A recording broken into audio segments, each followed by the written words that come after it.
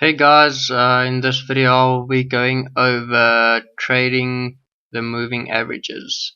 So in this video you can what we are going to do is we're going to look at basically how to trade moving averages. Now we don't use the moving averages to determine trend or anything like that. The only reason it's in the template is just for support and resistance. These act as support and resistance. You shouldn't use them. Well, there's a lot of people that actually use them for determining when it's an uptrend, when it crosses, all that stuff. We don't use it for that purpose. We only use it to take trades. So first of all, we are gonna have to look at two types of situations. First, you're gonna always look for two types of bars. Well, candlesticks. First one is gonna be either doji, which is gonna look like this.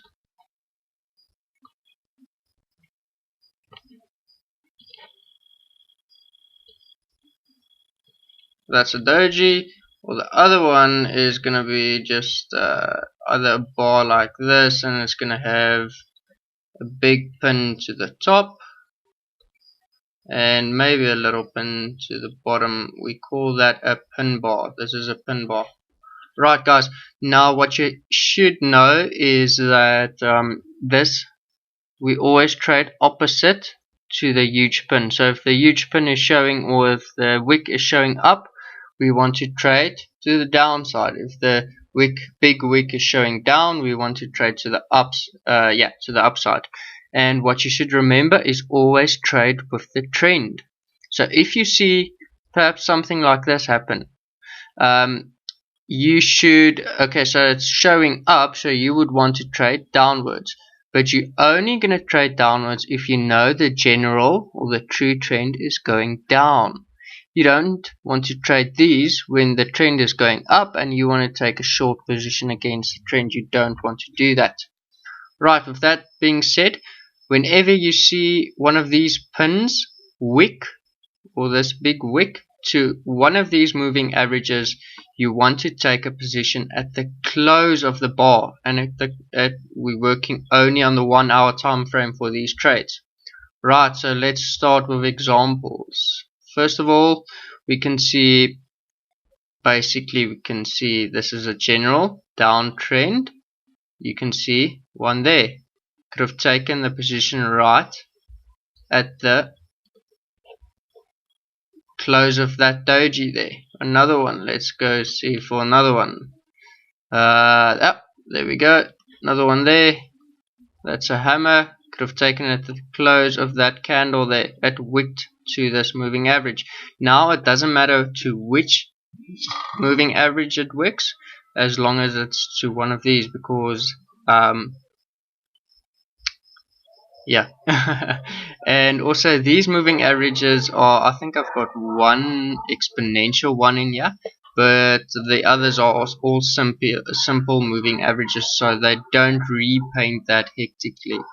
So doing this, I know a lot of traders say, yeah, but it looks good back testing and whatnot, and when you trade it live you don't see it, but you actually do see this. I see this every day happening on a pair. You can really get a lot of trades of it. So you can see one there, then also another one there. You can see it wick to the white moving average right there. Take it down. This one also take down. This one take down, because you know the true trend is down. Alright, this moment you can see the trend is changing upwards, so you do not take positions down. Look at this.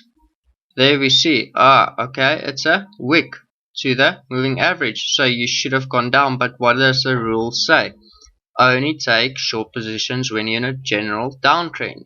Now how do we know this is just a retracement? Because look at this, it's breaking, it's making higher highs and higher lows. See there, but that position is, let me do this. We can see this position here is higher than these positions. So in general, we know it's making higher highs. so we know the general trend is up. So we would not, just delete these, we would not take this trade right here because the general trend is upwards. As soon as you see a change making, yeah, look at this, this is still a higher high, but this is a lower high or a lower low. So we know that the trend is changing. This, look at this, wicks to go up. Can we go up? No, we cannot go up because this is a downtrend.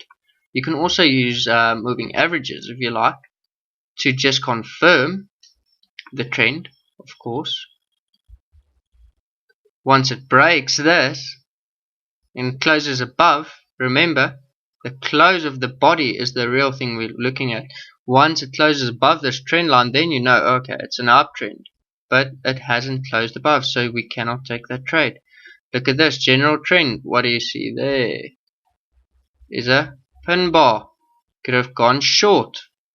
I can go on like this. Oh, look at this. Higher highs. It's an uptrend. Can we take this one down? No, we cannot, because it's not a downtrend. But we could have taken this one. That's a doji. This one we could have taken. See what I'm meaning, guys? You get loads, and this is only one pair.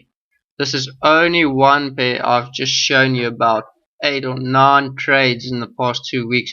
Just that. Imagine doing that on 5, 6, 7, 8 pairs. Even better. Alright. So if just write the rules down. Number 1, identify the trend. So if the trend is down, you're only going to be looking for sells on this strategy. If the trend is up, you're going to looking for buys. And then, of course, your 2 candlestick reversal patterns or your 2 patterns. Yep, that's basically it for this strategy. Very simple. One thing I wanted to go over are the stops. What you do is, let's say so you took this position. Let me delete these for you guys. Let's say you took the square. Yeah, you took this position. So what are your targets and what are your stop loss? So basically you would always put your stop loss, let's say 10 pips above that wick. You would put it there, and then of course a target would be to a resistance level, so it would be on this line. Yeah, so you would have gotten a nice 54 pips off of that trade. And what was the risk? The risk was 18 pips, so it's 18 pips risk, 54 pips reward, and that is good money management, guys. You always want to check your money management before taking a trade. You do not want trades that gives you a 1-to-1 risk reward or something like that. You always want at least a 1 risk to 2 rewards, meaning that if your risk is 20 pips, you want at least a 40 pip gain for a reward. Otherwise it's not a good trade, because what happens is that you can take 5 losses and 5 wins, which is 50% average. And guys, our strategy does yield more than a 50% average winning ratio. So, but let's say you're still new to this and you're getting only 5 wins, 5 losses, but at the end of the day you are going to be in profit. Why? Because you're going to take 5 losses, but it's only going to be 5 times 20. So you're going to 100 loss, 100 pip loss, but your gains is going to be, let's say, 5 times 50, which is going to be much more than 100 pips. So at the end of the day, you're still going to be in what? In profit, and that's a big thing. A lot of traders are, yes, I've got an 80% win ratio and whatever, but their risk reward is 1-to-1, and they just come out just in profit with an 80% risk reward, or 80% what do you call it, success rate. But at the end of the day, you can have a 50% win rate, but when your money management is good, you'll have more profit than the other trader at the end of the day. Right, so if you guys have any questions on that strategy, just give me a heads up and I'll be happy to assist you.